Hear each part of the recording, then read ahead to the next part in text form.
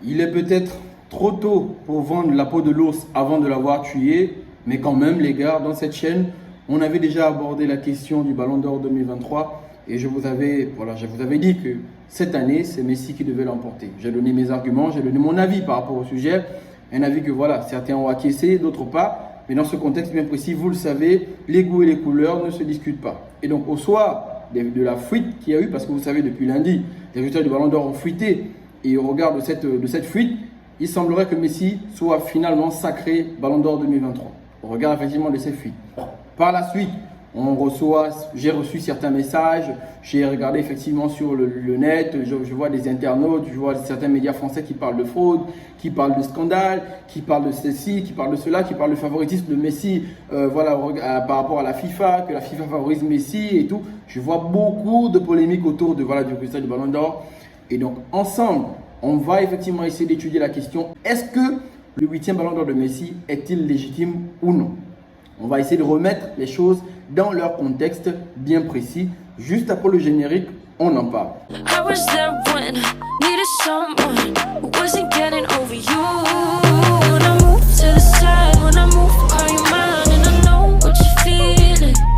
Donc les gars, comme annoncé, aujourd'hui plus que jamais, nous sommes je crois à jour J moins 10, je crois avant la remise officielle, moins 9, quelque chose comme ça, parce que la remise officielle c'est le 31. Et donc les gars, au moment les choses se précisent un peu plus, déjà au regard de la fuite qu'il y a eu ces derniers temps, il semblerait, comme je l'ai précisé d'entrée de jeu, que Messi soit effectivement le lauréat du Ballon d'Or cette année 2023. À partir de ce moment, moi j'aimerais qu'on revienne effectivement sur certaines questions, sur certaines polémiques qui naissent de par la désignation de Messi comme étant le Ballon d'Or 2023. Parce que déjà je veux qu'on mette les choses à plat. Il n'y a pas de favoritisme de la FIFA. Ce n'est pas la FIFA qui décide d'attribuer le Ballon d'Or à X ou Y joueur. Donc les gars, j'aimerais déjà qu'à partir de ce moment, on soit d'accord et qu'on arrête avec les informations de la cafette qui vont par-ci et là. Non, ça c'est des informations. Quand on est intellectuel, quand on veut bien raisonner, on s'informe et à partir des informations, on se donne un avis. Le Ballon d'Or, ce n'est pas quelque chose qui s'octroie du pif ou du tic au tac. Non, ce sont des choses qui sont... C'est-à-dire que le Ballon d'Or, c'est un trophée qui s'octroie au soir des élections. C'est-à-dire que c'est au soir des votes. Ce n'est pas un truc que Infantino ou la FIFA se lève un bon matin, Infantino décide de donner le Ballon d'Or à Messi, à Mbappé, à Cristiano Ronaldo, à Mitroglou, à Brandao, ou je ne sais à quel joueur, je ne sais pas, non. Ce n'est pas Infantino qui se lève un bon matin et décide de donner le Ballon d'Or à X ou Y joueur. Non. Le Ballon d'Or s'octroie lorsqu'un joueur obtient la majorité des votes. Alors, qui vote? Qui sont les personnes qui votent pour le Ballon d'Or? C'est là la question principale. Les personnes qui votent pour le Ballon d'Or, ce sont les journalistes. Et quels sont ces journalistes? Ce sont les journalistes des 100 premiers pays classés par la FIFA. C'est-à-dire que dans le classement FIFA des pays, des nations de football, les 100 premiers pays, dans ces 100 premiers pays-là, on prend dans chaque pays un journaliste. Et c'est ce journaliste-là qui donne sa voix parmi les nominés au Ballon d'Or. Et donc, il va dresser une liste, donc un top 3. Et c'est au soir de ce décompte-là, de tous les votes de ces 100 journalistes-là, qu'on décide d'octroyer le Ballon d'Or aux joueurs qui aura obtenu la majorité des votes. Alors, ça n'a rien à voir avec tout ce que vous sortez comme argument de la cafette ou des histoires que c'est la FIFA qui favorise. Non, arrêtez ça les gars, arrêtez. Et dans cette chaîne, vous savez qu'on raisonne avec des arguments et des preuves palpables. Donc, lorsque vous voulez faire des discours ou des débats, allez d'abord vous informer plus. Ensuite, revenons effectivement sur l'histoire de vote. Donc, ce sont des votes comme je l'ai précisé. C'est un vote qui est fait par les journalistes qui sont désignés par la FIFA. Ok. Comment ces journalistes votent? C'est la deuxième question la plus importante. La première était de savoir qui sont ceux qui votent. Ce sont les journalistes.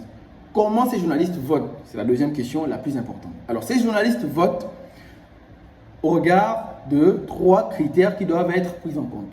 Les performances individuelles du joueur, les trophées collectifs et le charisme, sinon la carrière du joueur en elle-même. Pour ce qui est de cette saison, qui est assez particulière, et ce que vous devez retenir les gars, c'est que c'est une saison qui n'est pas comme les autres. Une saison comme celle de 2002, comme celle de 2006, comme celle de, on appelle ça comment, je sais pas, de 2018.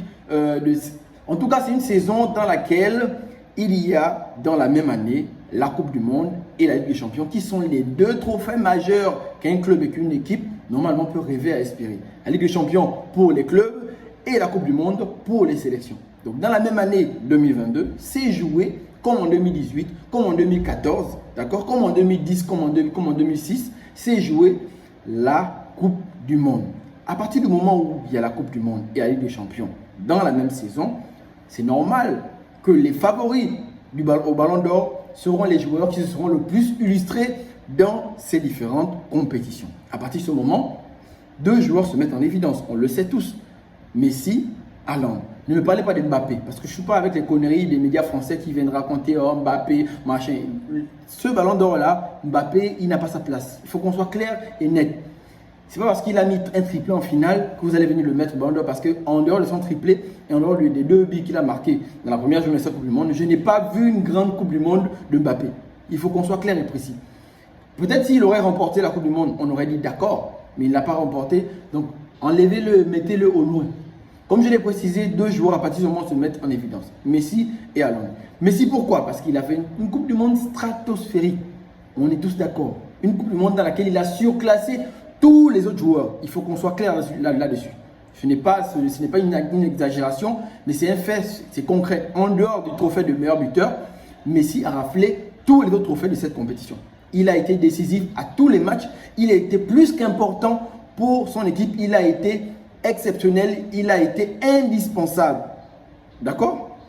Donc, vous retirez Messi de cette équipe de l'Argentine. L'Argentine ne remporte pas la Ligue, ne remporte pas la Coupe du Monde. On est d'accord là-dessus. Du côté d'Erling Haaland, effectivement, il n'a pas joué la Coupe du Monde, malheureusement pour lui. Et donc, il n'a joué que la Ligue des Champions. La Ligue des Champions, il a fait une très belle prestation en Ligue des Champions, on le sait tous. Il est meilleur buteur de cette compétition, il est meilleur buteur de la Première Ligue, il a gagné la Ligue des Champions, il a gagné la Première Ligue, il a gagné la FA Cup. Ce sont les 3 trophées majeurs qu'il a gagnés en dehors de la Super Coupe, je crois qu'il a encore remporté, je ne sais pas trop. Mais les 3 trophées majeurs d'Erling Haaland, la Ligue des Champions, la Première Ligue et la FA Cup. Donc Erling Haaland a été capital pour son équipe, pour effectivement l'obtention de ces 3 trophées, de réaliser ce triplé que Guardiola a fait avec City. C'est exceptionnel ce qu'il a fait. C'est extraordinaire ce qu'il a fait en tant que joueur. Et on ne dit pas ici qu'Erling Haaland ne mérite pas le Ballon d'Or. Erling Haaland mérite le Ballon d'Or, tout comme Messi. Mais ce que j'attends de vous et ce que j'attends de tous les supporters, sinon de tous les fans de foot, c'est que l'on soit un peu réaliste, en fait, qu'on évite de faire les choses par l'émotion. Parce que moi, personnellement, je ne désigne pas Messi en tant que Ballon d'Or simplement parce que je suis fan de Messi ou fan de Barça ou bien parce que voilà, non, ça n'a rien à voir. C'est parce que j'estime, comme toute personne raisonnable, d'accord, que Messi a fait un très grand parcours en Coupe du Monde. Il a gagné la Coupe du Monde et qui serait méritant au Ballon d'Or au même titre qu'Erling Haaland. Alors à partir de ce moment, les deux joueurs méritent chacun, avec ses arguments respectifs, le Ballon d'Or. Et donc, à partir de quel moment on arrive réellement à faire pencher la balance en faveur de Messi, contrairement à Haaland? À partir du moment où Messi, vous le retirez de l'équipe de l'Argentine, l'Argentine ne gagne pas la Coupe du Monde. Haaland, c'est vrai, il a marqué beaucoup de buts, il a scoré, c'est vrai.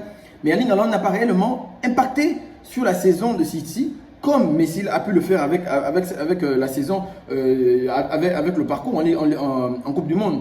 Je le dis pourquoi? Parce qu'en demi-finale, aller-retour face à Madrid, Erling Haaland ne marque pas. Quand on sait que c'est un joueur qui se vise uniquement par les buts. En finale, la Coupe du Monde de la Ligue des Champions, il ne marque pas. En FA Cup également, il ne marque pas. Donc, dans les moments les plus décisifs, Erling Haaland n'a réellement pas été présent. Donc, je pense que c'est peut-être cette absence de sa part durant les dernières phases, voilà, de la compétition, sinon de la saison de City, qui font que les journalistes, parce que ce n'est pas moi qui décide, ce n'est pas vous non plus, vous n'êtes que des téléspectateurs. Moi, je suis que la personne qui vient apporter ma modeste contribution, sinon ma modeste opinion par rapport au sujet. Ce n'est pas moi qui vote, ni vous d'ailleurs. Les journalistes ont peut-être pensé que, vu que Haaland n'a pas réellement impacté sur les dernières phases, sur la dernière course pour les titres que City a gagnés, c'est peut-être que Messi le mérite un peu mieux. Parce que Messi, sur tout l'étendue de la Coupe du Monde, il a brillé, on le sait tous, à tous les matchs. D'accord? Il a été vraiment indispensable à son équipe, contrairement à Haaland. Donc ça, c'est le premier argument. Deuxième argument, lorsqu'on essaie effectivement de peser entre la Coupe du Monde et la Ligue des Champions, mais les gars, il n'y a pas comparaison, on l'avait déjà dit. Il n'y a pas comparaison. C'est vrai que comparaison n'est pas raison, mais à partir de ce moment, vous n'avez pas raison. Il n'y a pas comparaison. La Coupe du Monde est clairement au-dessus de la Ligue des Champions. Ne vous leurrez pas, arrêtez de vous faire du mal pour rien, les gars. Arrêtez de vous faire du mal pour rien. Pour revenir à des polémiques ou à des critiques que j'écoute, aux arguments que j'entends par-ci et là, la Ligue des Champions, parce que Messi a fait un parcours médiocre, en griffe, c'est vous qui le dites, avec le PSG en Ligue des Champions, donc il ne mérite pas le ballon d'or. Les gars, arrêtez les conneries.